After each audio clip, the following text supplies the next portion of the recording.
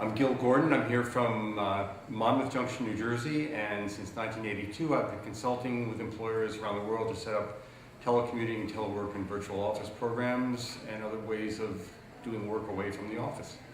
To talk about the future of work, we have to look at the history of work. And work has evolved from the agricultural age, where we all went to the farms, to the factory age, and we all went to the factories, to the offices, where we started all going to the offices, and now only in the last 30 years we've been able to separate what people do from where they do it. We couldn't do that in the farm age because everybody had to be where the dirt was. Couldn't do it in the factory age because we had to be where the assembly lines and the knitting machines were. But now we have this wonderful ability to separate what we do from where we do it. And that's led to all kinds of possibilities, not only people working from home a couple of days a week, but people doing their jobs from halfway across the country or around the world. The good news about that is the same thing that the bad news is. The good news is that people can work almost anywhere, anytime, and the bad news is exactly the same thing. And one of the problems is that we've lost a separation between work and the rest of our lives. And one of the challenges is how do we create separation and balance in a way that doesn't cause people to become 7/24 workers. My work with employers is to look at that central issue of decentralization of the workplace.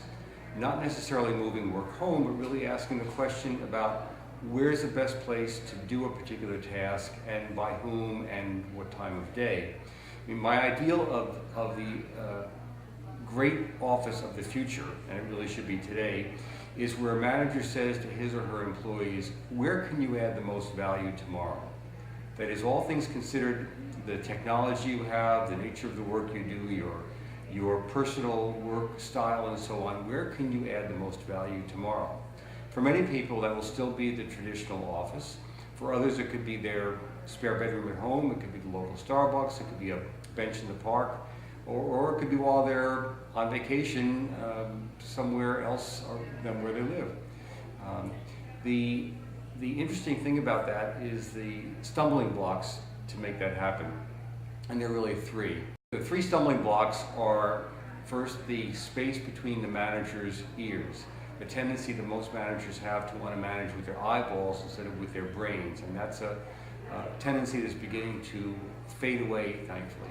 The second stumbling block is the need to look differently at the kinds of skills that people need to do their jobs.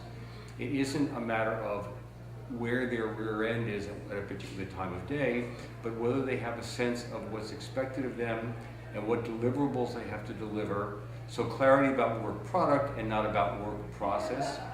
And the third stumbling block is really the need for our employers of all sizes to make better decisions about how to staff their organizations and not just look at the people who can commute easily to their offices.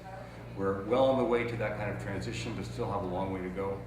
We have examples today where work that used to be done by an employer's staff in the office is now being done either somewhere else across the country. For example, airlines and hotels that have their call centers located in rural areas, or in some cases in prisons, believe it or not, or in the Caribbean, or in Eastern Europe, or in Asia. This has worked out generally well, but with some problems in there. That's now taking a new step in an area that's called micro work. It isn't only a matter of outsourcing whole tasks, but little tiny pieces of tasks, so that, for example, translation can be sent out to 100 or 1,000 translators, each of whom do one sentence worth of work for a few pennies in wages, and then the software assembles everything back together, somebody does quality control, and now this very difficult task that has been parceled out to hundreds of thousands of people is put back in one place. It doesn't make any difference where those people work, what time of day they do it, as long as it's done correctly and on time. We're going to see more and more of what we think of as knowledge work divided up that way, because the software will be the great glue that holds everything together. This conference has really been tremendous because of the assembly of people and perspectives that are here. The attendance list is the most unusual kind of mix that anybody could have dreamed of, and that's what makes it great, because we aren't all in there repeating each other. We're adding to each other, and that's a real benefit. So I've been encouraged by the opportunity to learn from a lot of people from different backgrounds and different experience levels. The other benefit, and really the thing I'm looking to see more of, is some out-of-the-box thinking about community development in this area of SLO or elsewhere. You know, we know where we've been in the past, and we know that, for example, the days of attracting the next General Motors plant employing 5,000 people are gone.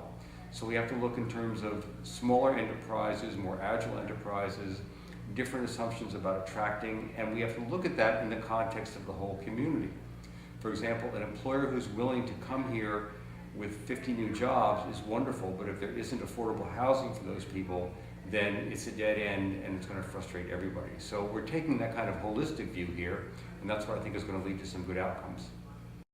In New Jersey, and really other parts of the country as well, the same issues are there in terms of the need to create jobs, sustainable jobs, not just make work business, and to look at all the dimensions that support employment over the long term. Affordable housing, quality education, transportation, and so on. And we've seen in the last 40 or 50 years of the last century that communities that excel in only one or two elements of those never have long-term success. So my focus now will be looking at that whole collection of elements that will make for success, even if it means that we create fewer jobs and careers short term, but in the long term have an infrastructure that supports this kind of sustainable work. That's going to be a real plus.